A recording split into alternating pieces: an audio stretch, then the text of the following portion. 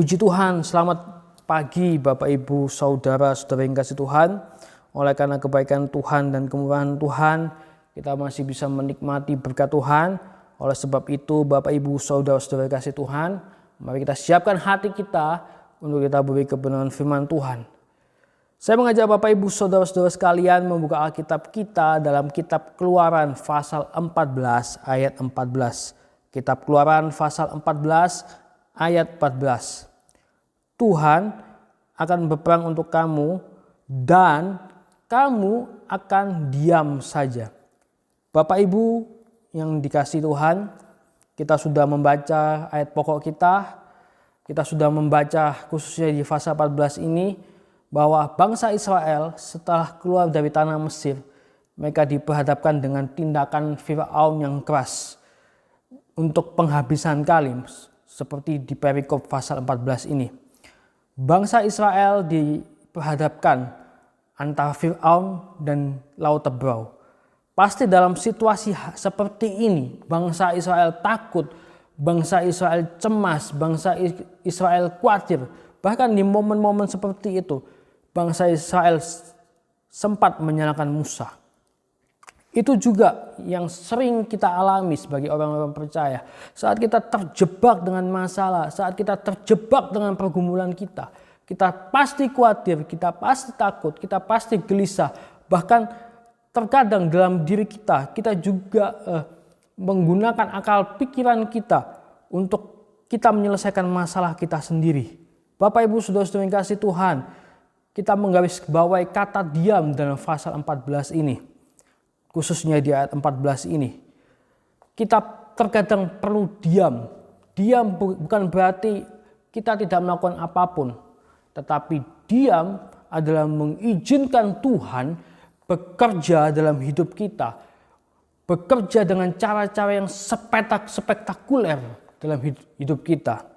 Akan tetapi Bapak Ibu, kita dalam berdiam, kita juga perlu berdoa. Mari kita buka Alkitab kita dalam 1 Tesalonika 5 ayat 17. 1 Tesalonika 5 ayat 17. Tetaplah berdoa. Kita tetap berdoa. Doa adalah media komunikasi kita dengan Tuhan. Doa adalah media cara untuk kita menyampaikan apa yang jadi pergumulan kita, apa yang jadi keinginan kita kepada Tuhan.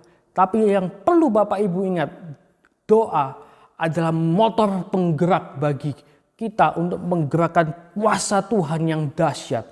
Doa adalah motor penggerak untuk Tuhan melakukan perkara-perkara yang dahsyat dan yang tak terbatas dalam hidup kita. Doa tidak hanya media komunikasi, tapi doa adalah salah satu cara untuk menggerakkan kuasa Tuhan bekerja dalam hidup kita untuk menggerakkan mujizat terjadi dalam hidup kita.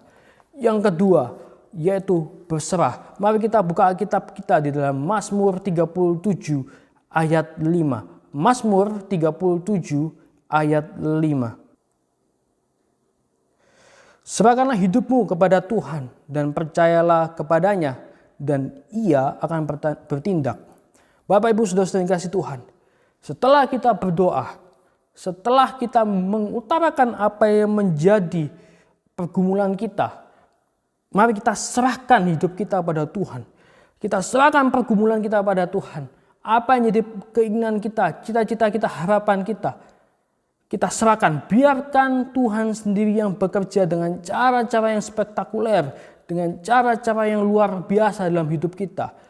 Oleh sebab itu Bapak Ibu Saudara yang kasih Tuhan, kita tidak perlu takut, tidak perlu khawatir, kita hanya diam. Biarkan Tuhan yang bekerja, izinkan Tuhan yang mengerjakan apa yang menjadi harapan kita, pergumulan kita.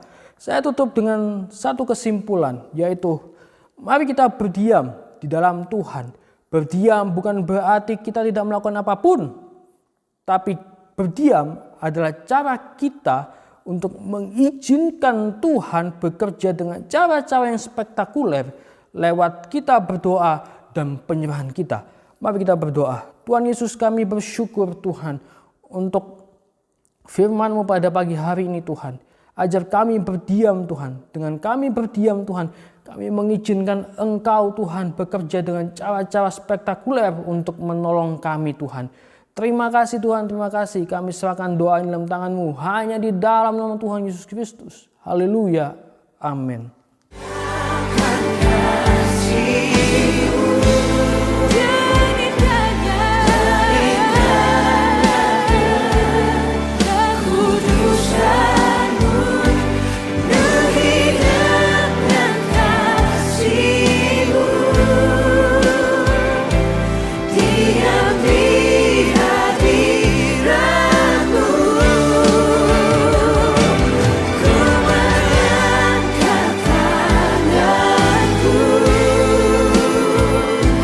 Dan ku bersyukur